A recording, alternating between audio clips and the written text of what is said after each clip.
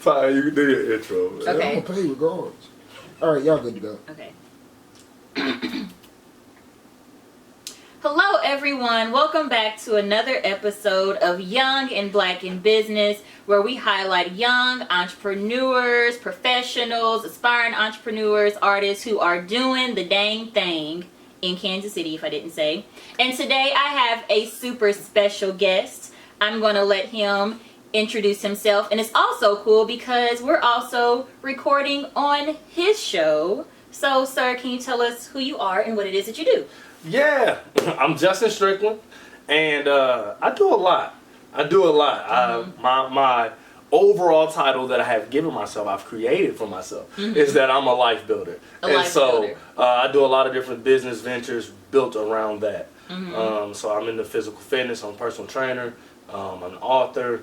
I have a podcast. So if you tuned in, like you said, it's a crossover. I'm on Young and Black in Business. Young and Black in Business. I wanted to get that right. Yes. Young and Black in Business with the illustrious Tyia Lashe. Introduce yourself. My name is Tyia Lashe. I am 27 years old, I think. I am 27. Okay. Am I 27? I'm 27. That's a good age. Yes. Let's just stick there. Okay. I'm 27. I am an author, an aspiring entrepreneur. I have self-published 7 children's books available on Amazon. Come on now. Get your money. If you type in Tyia Lashe, TyiaLashe, my books will pop up there. I'm a former speech therapist. I'm just currently on the path of becoming a full-time entrepreneur. Let's get it. And you know, you're tuned in because you know what it is. It's the ladder. You know what I'm saying? This is episode 8. Yeah. Wow. It's episode 8. We've been doing this for 2 months, y'all. I love y'all. And That's awesome. You know, if you love it, hit subscribe. If you like it, hit thumbs up. And if you want more, turn your notifications on. Because I'm going to have way more cool people like Miss Tyia Lashe on here.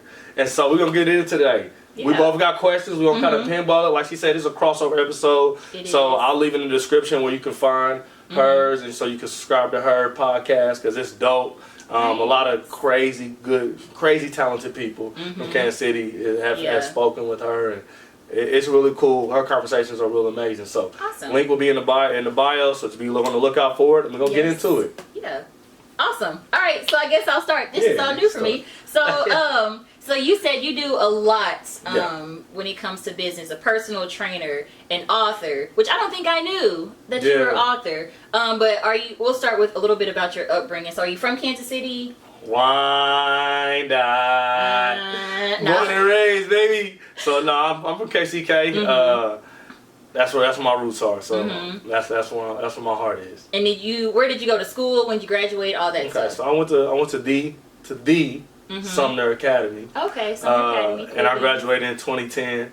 Oh, we're the same age. Yeah. Your class of 2010. You know what I'm saying? We in this thing. I've been out of high school almost 10 years. I know. Are y'all having a class reunion? I know. I hope so. Our class is trying to plan one. Where did you go to school? I went to school at Lincoln. Oh, you went to Lincoln Prep? Yeah, I was from KCK, but I went to school on the Missouri side because my grandma worked in the district. So I went to Lincoln for middle school and high school, graduated from Lincoln.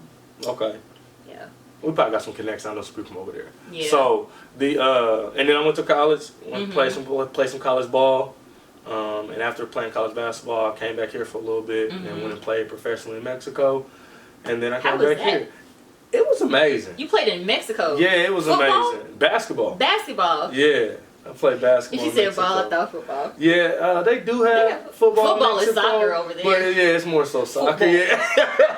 But no, I played some pro basketball over in Mexico, and it was a dope experience. It was my life's dream to get paid to play basketball, so that was really cool. That's awesome. And yeah, so that's a little bit about me. Yeah. And I went to school. I went to college. I went to University of Central Missouri. Got my degree in speech language pathology. Got my bachelor's and my master's degree. A little bit about my story. You got your master's in SLP too? Oh, okay. Oh, you legit. I did. I am. I worked in the school district for 1 year, and then after working 1 year, I decided to leave because during that time, that's when I started writing my books. Yeah. And I realized that I really wanted to have my own business, and even before I started writing, I was like, you know what? If I want to have my own business, so I was thinking about having my own private practice, and then the books and stuff came along, and I was like, you know what? This is possible. And I was like, I really didn't want to not be able to give my all to my students because I was like really focused on like my books and my writing, and with speech therapy it's like really intense, all the paperwork and stuff. And so I was like, you know what, since I feel like I can't give my all to my students, I'm going to take a step back and just focus on building my business and everything. But you know, you get older, you're 26, you come off your parents' insurance, so you gotta have a job, you gotta have some insurance coming in. That's a real thing. I'm currently working a different job, not really related to speech therapy, because I really didn't want to get back into that. So yeah, I'm just trying to become the best I can be and become a full-time entrepreneur, bringing in multiple streams of income. Now you talking my language. Yes. Now you talking my language. Yes. Yeah. Okay. I do have a question for you, because you have a lot of businesses. You're an author, personal trainer. Did you have anybody in your family who was an entrepreneur, or what inspired you to start that? So my pops was an entrepreneur. I remember as young as I can remember, my dad owned a record store in Kansas City, Missouri. Oh, what was the name of it? I know. Okay, I ain't even gonna do that. I ain't even gonna do that because I could make up a name, but it probably ain't the right one. It's all good. He had a record store. Yeah, and then he flipped it and he had a donut shop. So my dad owned Lamar's Donuts. Oh, cool. He owned Lamar's Donuts off of Blue Ridge Boulevard. And so I remember going to work with him, going to be in the back office, making the donuts. Like I remember it's like taking money for donuts. And so my earliest memories of business center around entrepreneurship. Oh, that's awesome. And he's still doing some things entrepreneurially, still starting businesses. And so I didn't know what it was inside of me growing up, but like I always wanted to hustle. I always wanted to sell stuff and to market things. And it just has birthed itself. And I think I started my first business when I was 20. I was in school and I had to do an internship. And I didn't want to work for nobody. And so I started an AAU basketball team. So when I was 20 in college, I started an AAU travel team. And we got jerseys. We played a full schedule over a summer. So we played in 5 tournaments in one summer, traveled. And so we were from Kirksville, Missouri, which is the middle of nowhere. We traveled to different cities. We played in nationals. And it was my first experience where it was like I created something from nothing. Came with a concept, ideal, got constituents or employees or players or whatever you want to call them, and saw a whole season through. And so it was like, oh, okay, I can do this. Yo, that's what's up. Like, how?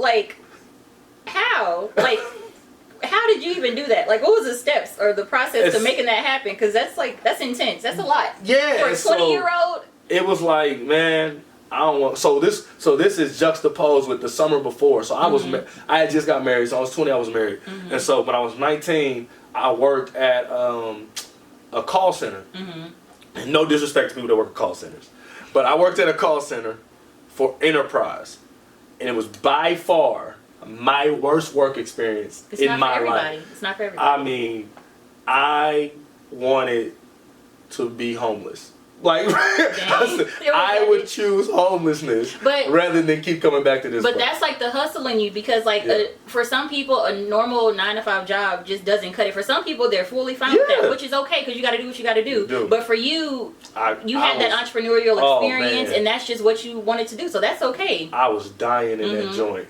And so the next summer I was like, I'm not doing that. Like, I know what I'm not gonna do this summer. And so I went and did that. Had a Facebook page. It was my first time experience like Facebook marketing and doing that. Did it through that. We did fundraisers.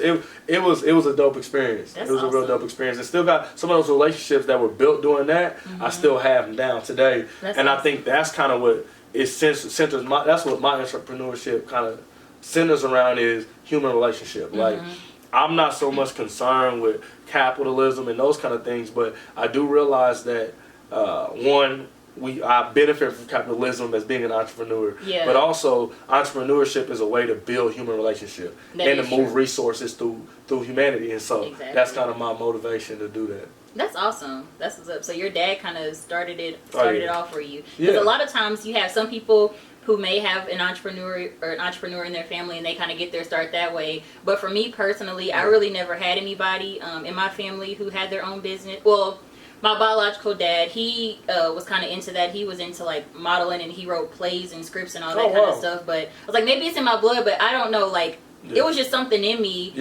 I honestly don't know what it was. It was just something in me that was like, Tyia, like, you don't want to work for anybody else. You want to have your own. You want to be able to do what you want to do when you want to Talk do it. about it. That time. Time. And I know, like, I'm kind of a creative person. Like, I like to write poetry and all that kind of stuff. That's really what inspired my books. And it's just like, I want to be able to spend my life just being creative, whether it's writing little songs, writing books. Like, I want to use my creativity, and I want to make money by using my creativity. Come on now. That's just what I really want to do. And like with speech therapy, I love working with children. Yeah. I write children's books. And I'm like, maybe it's my calling to work with children and reach children in another capacity. Because like I said, I love the students, but it really wasn't that fulfilling to me. Yeah. I enjoyed it, but like the paperwork and all that kind of stuff, it's just it bogged you down. Yeah. It did. Yeah. No, I understand. It's very interesting because, like, we talk about entrepreneurship. So I met Tyia through my mother, who also is a children's author. The beautiful Joycelyn Strickland. Yep. This is her shirt. I have her shirt on today. Yep. She's so bomb. Like, when I met her for the first time, just her personality, her energy, she's awesome. I love her so much. She's a pretty dope lady. She is. What's so crazy for me is, so my mom is nearing retirement from the school district. She's been a educator for a very long time, and she's just started publishing her book. So she's published 3 books in the last 2 years. So she's rolling now, and seeing my mom publish books was like, yeah, that's what I want. And then seeing it and being like, no, I want it now though. Like, I know, and like I'll tell my mom. I've been telling my mom for like the last 6 years, Mama, you need to leave the school district. Go make your money. Like, do it now. You can get paid if you do it yourself, make your own rules. But like, and I get it. My mom is. She a 9 to 6, 9 to 7. Like, that's who she is. And that's what she was like used to. And I feel like sometimes for the older generation, it's kind of hard for them to understand. Because when I told my mom and my grandma I was going to leave my job, they were like, Tyia, are you crazy? Like, you spent 6 years in school, grad school, masters, got all these loans and all that kind of stuff. You worked your job for 1 year, but it was like, honestly, and I prayed about it because I'm like, I wanted to make sure I was making the right step. And I feel like a lot of the time, before I'm making a decision, I feel like I know that it's okay, and God is saying it's okay when I have peace about the situation. Come on now. Because I wasn't like really stressed about it, and I just had this peace, and I was like, I know I'm making the right decision. Yeah. And so, like, once I told them that, they were like, okay. But I feel like a lot of the times, like, older people, when they're stuck in that mindset, it's hard for them to understand or like even want to try. Because I feel like our age, like, we are willing to like walk out and step out on faith. We got more so than the older generation. Yeah, and I think faith just looks different for us. Like, I think for like my grandmother, she is like the matriarch of my family. My grandma still don't think I've ever had a real job. Every time I go to my grandma's house, she's like, when you gonna get a real job? And I'm like, Grandma, I have several things that I do. She's like, no, when you gonna clock in, get benefit. This and I'm steady, like, that ain't who I am. But like, when she talks about faith, she talks about she's talking about believing that her work will provide for her, believing that her family will be healthy, believing those things. And I think for us, our faith is tied to dreams. It's tied to vision. And that's the thing. Like, I always tell my grandma, I'm 27. I can chase anything I want right now. And fail. And fail miserably. And still go do it her way. We have the time. And it's like, especially like when you don't have children or anything to like really tie you down, it's like, I hear a lot of people say, a lot of like motivational speakers and all that kind of stuff, they always are saying like, at this age is the time where we're supposed to be making all the mistakes in the world, failing as much as we can. Because I know it is kind of harder when you do have children and everything. So you got a little more pressure. Like, but see, for me, I think it can go both ways. Because I feel like, because I'm ready to have kids. Me and my wife, we ready. And I feel like as soon as my kids are born, all my businesses are going to take off. Because that's just going to push you even harder to provide. And I was thinking about that too. No question. It's crazy because I used to complain a lot, especially in school, because I'm like, yo, this is so much work, I'm tired, I ain't had no kids, I really didn't have no job either, and I see people with like 4, 5 kids in school doing a thing, working a full-time job, and I'm like, why am I complaining? Like, really? It puts things in perspective. It does. So I had a question I wanted to ask you.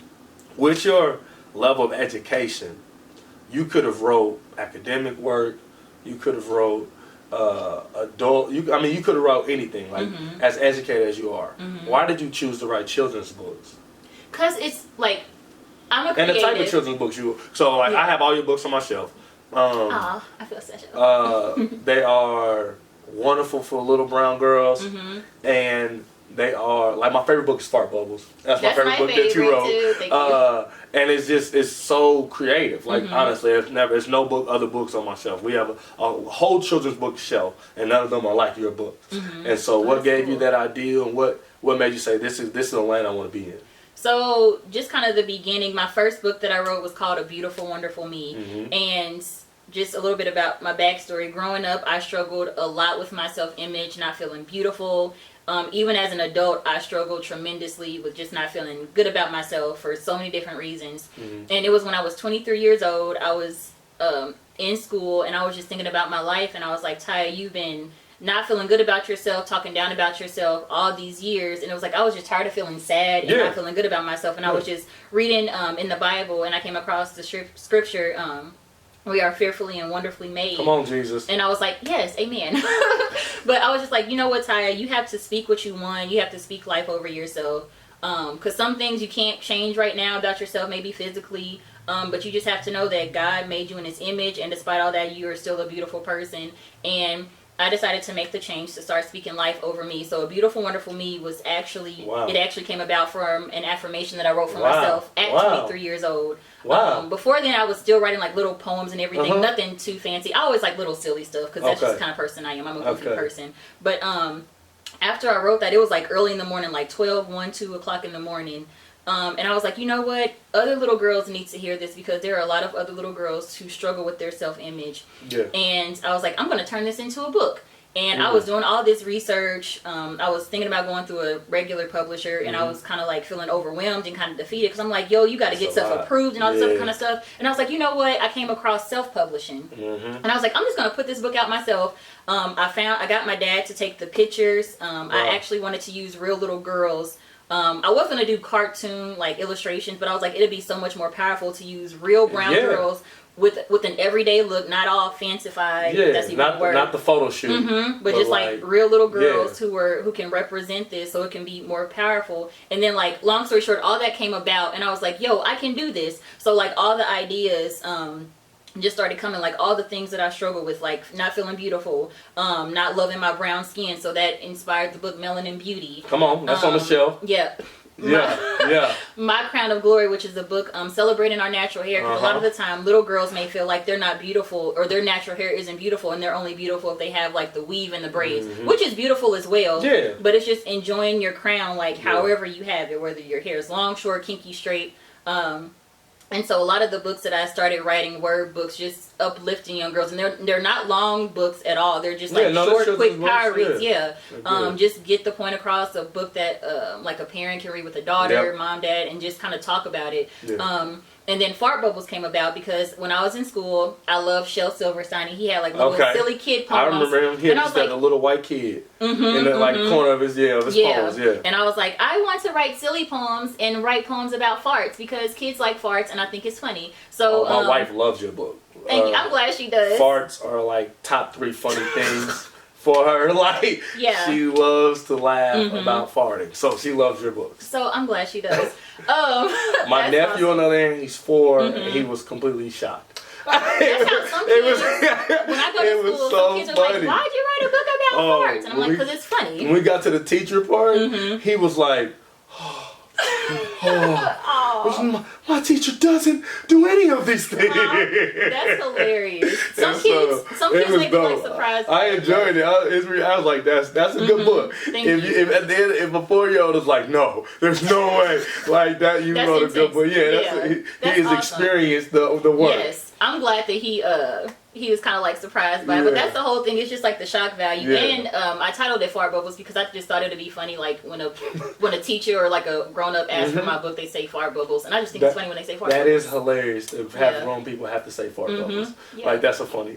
It is. Okay, that's funny. But and then a question for you. I know you have a lot of businesses and all that kind of stuff. How did you get involved in personal fitness? Okay, so I've been playing basketball since I was 4 years old.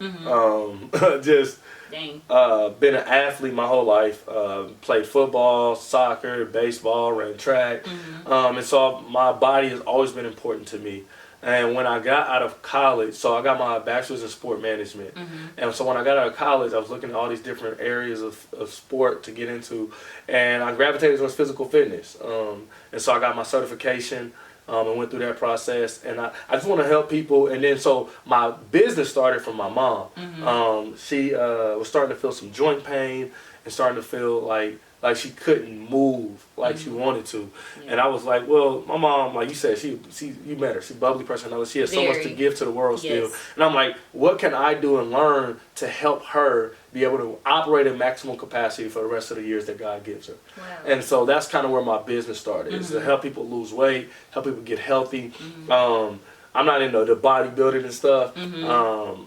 I be showing pictures of bodybuilders to my wife, like I'm gonna look like this, and she's like, One day. I'm gonna leave you. So, she don't like she don't want me to not be able to put my arms down. So, so that's kind of where it is, and then I'm just and it's just a piece of the puzzle. Like you said earlier about diversifying my income, that's what I'm about. I think we're sold a myth that we have to specialize.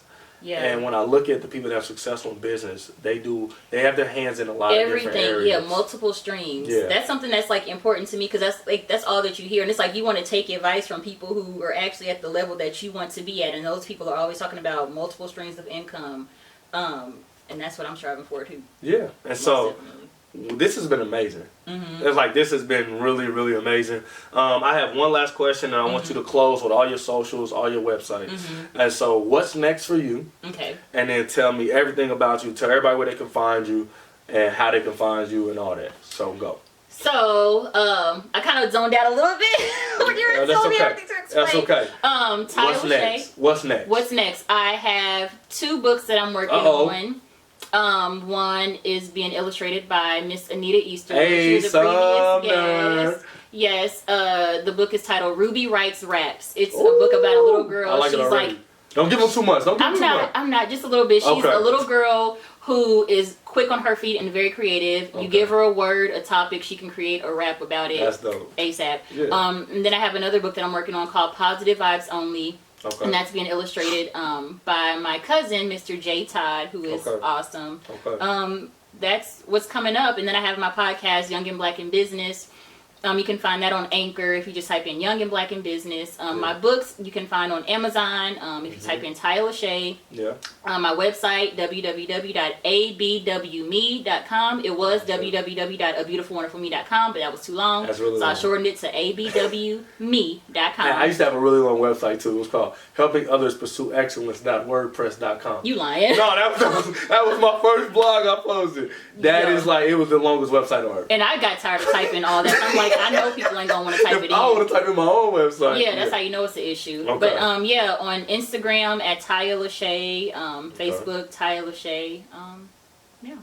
And it's been a conversation. It's been a movement. Thank you for joining. Before you leave, hit subscribe, like it, thumbs up. If you want more, turn your bells on.